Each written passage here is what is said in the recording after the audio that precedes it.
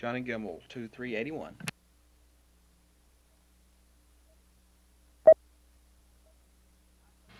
Now, friends, we're going to play you an old breakdown, the kind that you can just roll up the rug, move back the chairs, and turn on. You know, one of the old deep in the heart of Texas tunes. Here it is. Let's go, boys, a breakdown.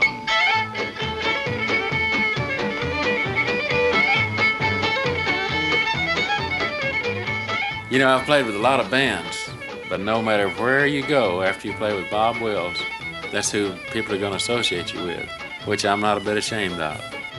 He had a magic on the stage. He had more charisma than anybody I'd ever seen. And so this night in Waco, he says, tells the crowd, there's a little fiddle player here that I understand is going to work with us. Said, the band boys hired him and they said he's good. Well, he had better be.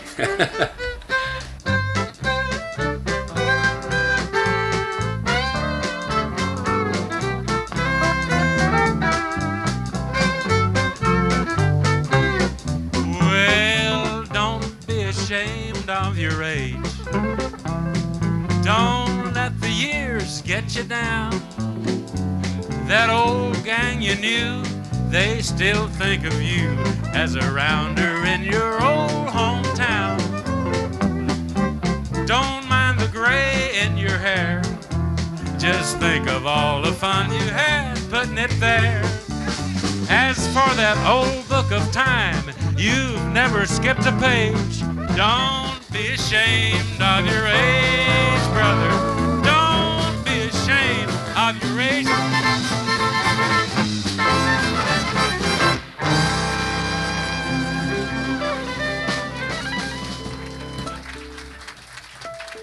All right.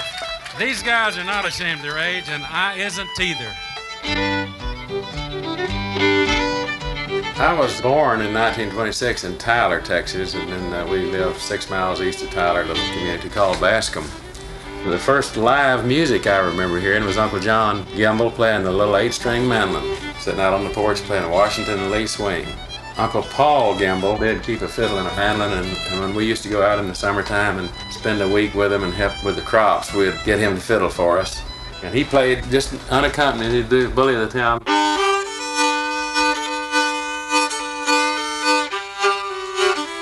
Do you hear that rhythm lick in there?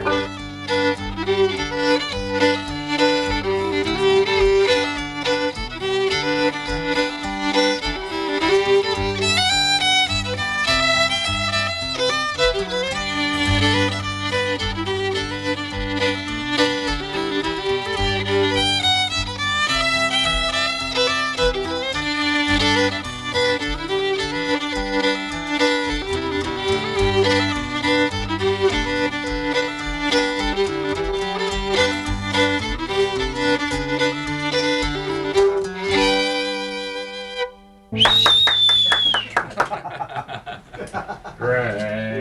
It'll be all right, I guess. Turn up the drums. Yeah, can't hear any steel at all. No. You watch it. Well, I didn't start playing until I was about 10 years old, I guess, 36. And we went over there to Lindale and saw Huggins Williams was his name, and found out later that he had recorded with a group called East Texas Serenaders. And he taught us how to play Beaumont Rag and how to do that. You know how all the guys do this old shuffle bow? You know that Jesse Ashlock did so much? Well, Lefty is the first guy we'd ever seen to do it. Maybe we'd heard it on a record or something. No, we didn't have a record player. But I couldn't figure out how he was doing it. He's left-handed to make it more complicated. And so we got home one night, and old Gene, my brother, a year older than me, says, I saw how he did that. What he did was watch the end of his bow was making a circle like this, and almost a circle, and then going back. And he said, that's the way you do it. I don't know how you... And you know, watch it when you do it.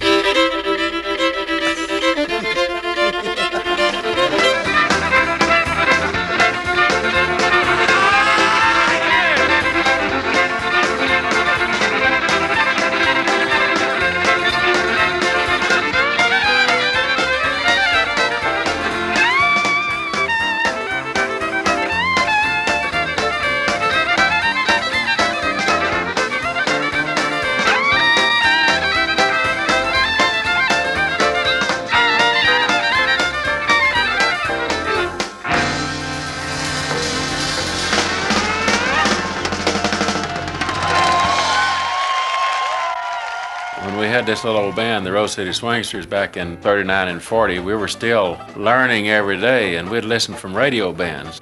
Our favorite program was the Light Crust Doughboys, who were on 5 days a week at 12:30 noon. They had one of the best banjo players in the world, Marvin Smokey Montgomery.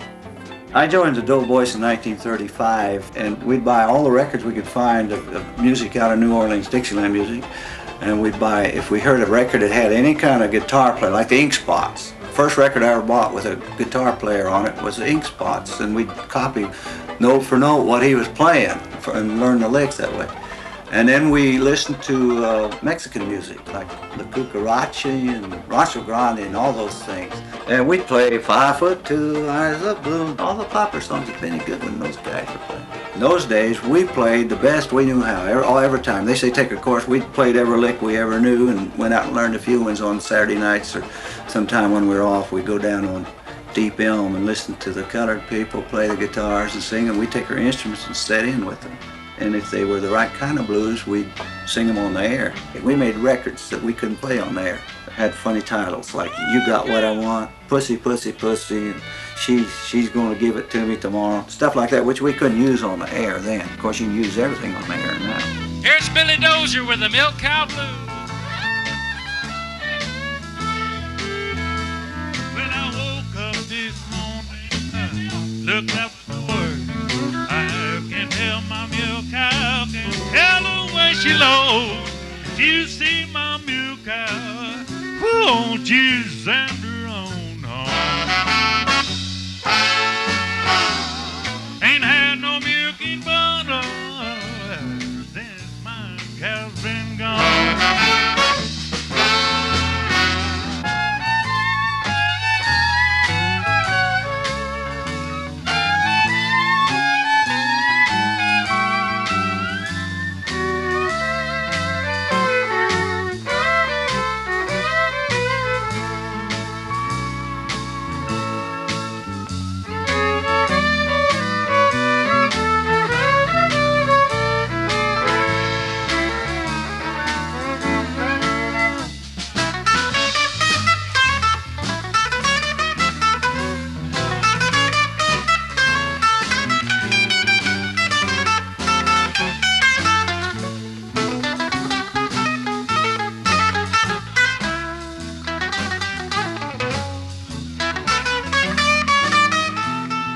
I suppose the first time I heard Bill Boyd's band was their radio programs on WRR in Dallas. Later on, I found out that Jim Boyd was playing bass with him and played guitar some, and I always really enjoyed him, and so when I got a chance to do this album I'm making, I thought it'd be appropriate to have Jim pick guitar on it. I lost my pick already. Brother Bill started the Cowboy Ramblers somewhere in 1932. And Under the Double Eagle was the first tune that we recorded on RCA Victor there in 1934. And as Jim Boyd says, if you can play Under the Double Eagle on the guitar and Wildwood Flower, you can make a living. That's right.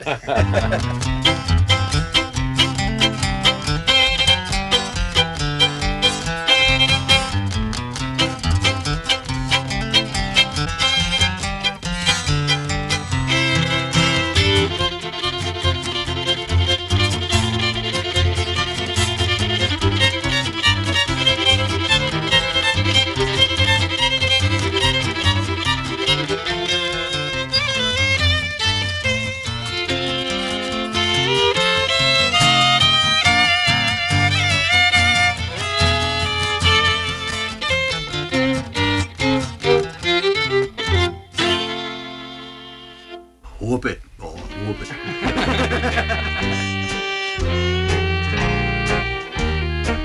Oh, let's see. I guess the first time I heard Cliff Bruner was when I was 13 or 14 years old. He had some records that had more life to them than any I've ever heard, and still are my favorites. I finally got to hear him in person and finally got to play some shows with him when I was 17 years old in 1943, and he took time out to teach me some licks on the fiddle, and I'm still learning from him. But one of my favorite records of all time was his version of Dragging the Bow. He had a steel guitar that was hotter than a pistol. Bob Dunn was the guy that just invented the steel guitar.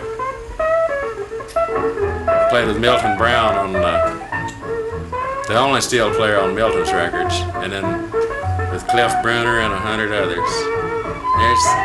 This is Cliff.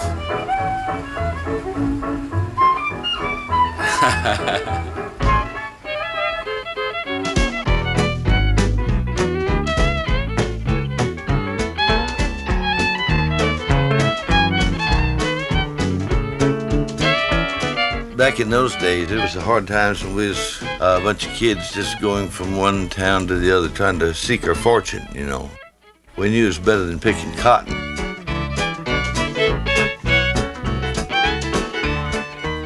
We just started from scratch and had to originate most of our styles back in those days. We didn't know chords, we didn't know anything, we just had to do it the hard way.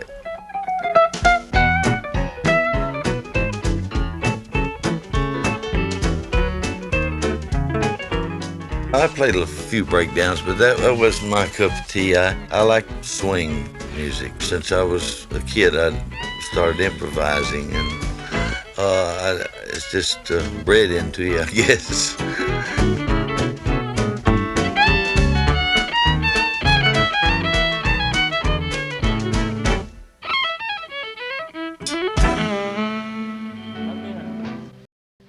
You see me stealing, don't tell on me, just stealing back to my used to be, but now she's gone, I don't worry, 'cause I'm sitting on top of the world. What a world. Come in, Jody.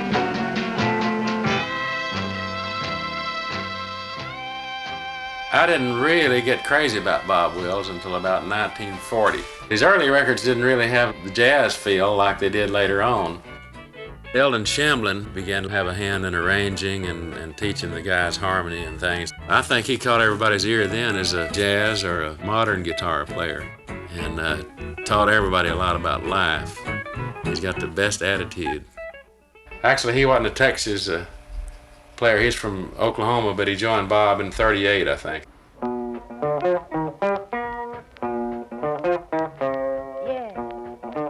I was a staff musician at the CBS station in Tulsa in 1937 when Bob offered me a job. At that time, he was just starting to build a good band. I done an awful lot of the arranging for Bob through the World War II. My thing back in those days were the big bands, the hotel bands when I was a very young man.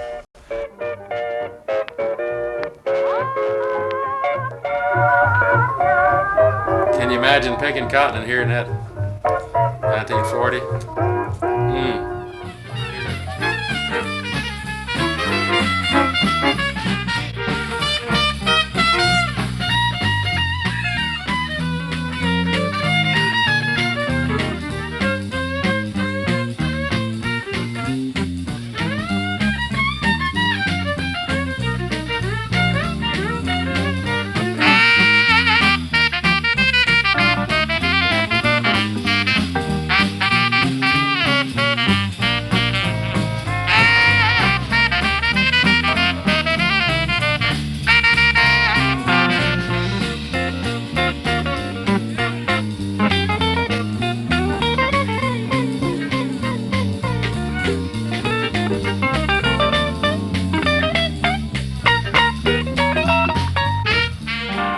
Had you rather been with a big band? We could hire men from them. Yeah, right, that's it. So some of these bands were making more money than the big band. That's right. We was making more money where we was than if we'd have been with Benny Goodman. During the last months of the war, after Bob got out of the Army and he reorganized his band, he came out with a record that just knocked me out called Hang Your Head in Shame. I heard that record and I was ready to ship out and go overseas in 1945, and I couldn't stand it. It sounded so good. You just laugh and cry, you know. And all the time I was overseas, I was just aching to hear that music again. And then when I came home in '46, a year and a half later, I got to see him in person. And it was as good music as there's ever been or ever will be. don't fool around, grab your partner and truck on down. Ida-red, I'm plumb fool about Ida-red. Now, Joe.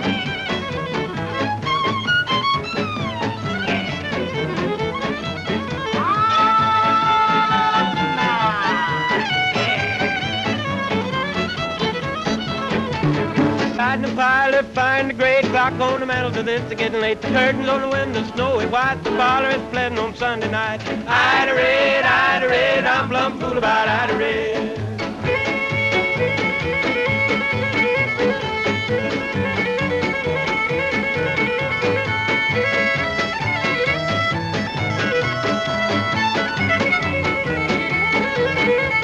Lamp on the table, picture on the wall, that's pretty sofa, and that's not all. If I'm not mistaken, I'm sure I'm right, there's somebody else in the parlor tonight. Ida-red, I'm plumb fool about Ida-red. Ida. This band was everybody's hero. Like I said, in 1948, I saw a jukebox that held 20 records, and 12 of them was Bob Wills. Tommy Duncan. So in '49, whenever they approached me, I was playing in Corpus Christi with a little dance band called the Rhythmaires. We had a little 5-piece band, and they played the club where we were working, and Tiny Moore came over to me and says, we were playing when they came in, to set up, and Tiny said, you think you'd like to work with Bob Wills? Well, it's like saying, would you like to go to heaven, And it was a thrill of my life to go with this band. It'd be like going with the New York Yankees if you're a ball player. Roly-poly eats a hearty dinner. It takes lots of strength to run and play. Yes, yes. When I went on the band, I asked Tiny Moore, they have an expression in the studio, how do you want us to act? I said, what does Bob expect of you? And he said, well, let me tell you a little story. He said, tonight, soon after I joined the band, he said Bob was playing one of his old fiddle tunes, Twinkle, Twinkle, Little Star or something. And Bob whirled around and pointed that bow for me to play, and Tiny said, I played the straight lead. And Bob gave somebody else a solo following Tiny, and they eased over to him and said, son, when I point at you, I want you to play all you know.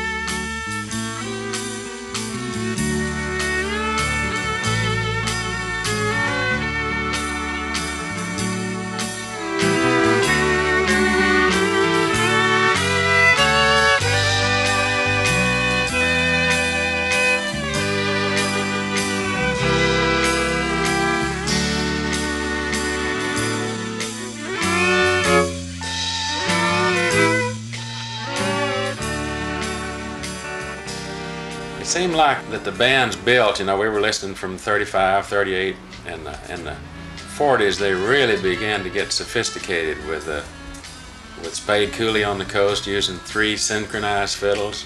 Great, clean stuff, but it got to where every band in the country sounded like that. And I think what happened is Hank Williams came along in 51, 52. And although to me it felt like he was setting music back 20 years, it was fresh again, see. And then really the death of what we call Western Swing was in 1955 when Elvis Presley started recording, and he was so different that it just sort of turned around.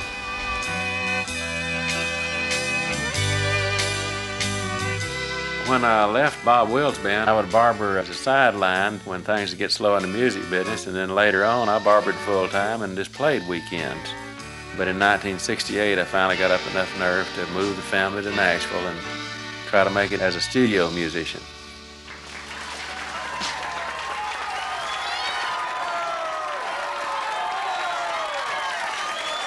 The people in Nashville were real nice, and we made a real good living, but it never did really feel like home, and Texas feels like home. And I don't see any point in dying and going to Texas, you might say. I'm getting to play what I like to play, And it might not make as much money as it does from hee-haw, but it sure is a lot of fun.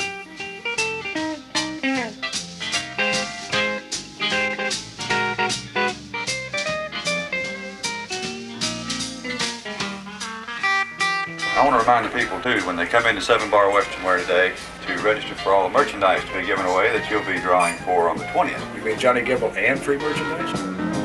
How about Maurice Anderson, steel guitar? MSA.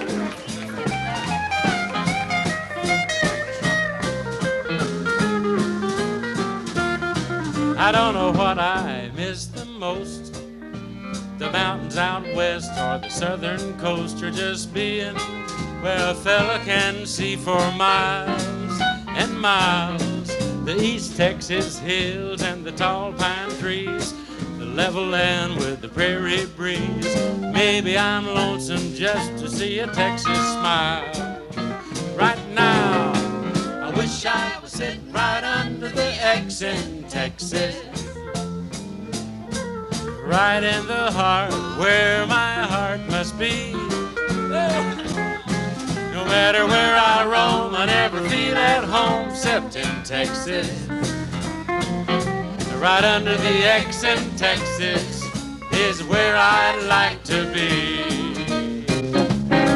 I got nothing against the rest, but why settle for a better when you know what's best? And right under the X in Texas is where it's best for me.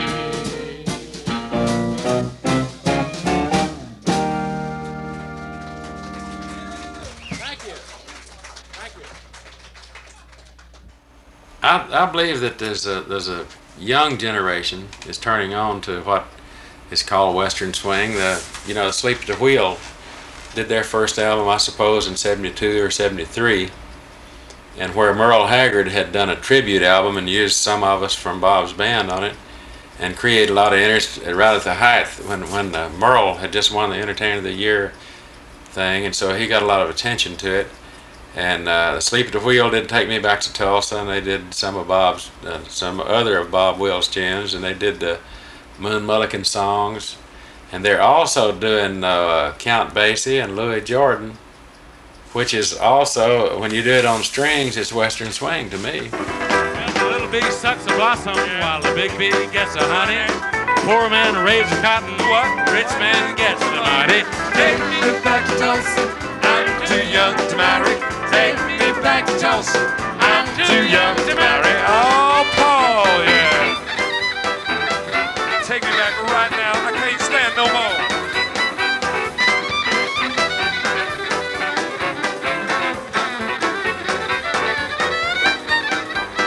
Went down to the railroad tracks, and I went down to meet her. She pulled out a handkerchief, and I pulled out for Tulsa. Cut! What? Cut! What? Cut! I can't act like this! I can't act like this! I like. Okay, let's get. But seriously, folks. God, What did he ask me? Oh, what attracted me to Western Swing? Seriously. Me. The fiddles and the steel guitars and the blues. Excuse me, man. And all the weirdness, the jazz and the blues. All the weird stuff. The facts that it was weird. It wasn't straight down the line hillbilly music or straight down the line fiddle music, straight down the line swing music. It was a little conglomeration of all of that. What attracted you to me? Your scent. Go home if you're going by the mill, cause the bridge washed out at the bottom of the hill. Big creek, up Little Creek, level plow, my corn with a dirty shovel. All night, play a little longer, dance all night, dance a little longer. Pull off the card, throw it in the corner, don't see why don't stay a little longer. On that mandolin, Johnny. Some fella wrote me from the coast that's wanting to do a movie on Bob Wills, and they had a questionnaire, and one of the questions was, what do you feel was the message in his music? And I said the message in our kind of music is have a good time. Even though you're doing a love song, or maybe some broken-hearted song, they can't help but play it with a happy beat. And I said, in my notes back to him, I said, what kind of message is in And the verse, stay a little longer, where it says, sitting in the window singing to my love, and the slop bucket fell from the window up above. Mule and a grasshopper eating ice cream. The mule got sick and we laid him on the beam. Sitting in the window, singing to my love. Slop bucket fell from the window up above. Mule and a grasshopper eating ice cream. Mule got sick and we laid him on the beam. All night, stay a little longer, dance all night, dance a little longer. Is that a message song? It's just foolishness, but it's fun.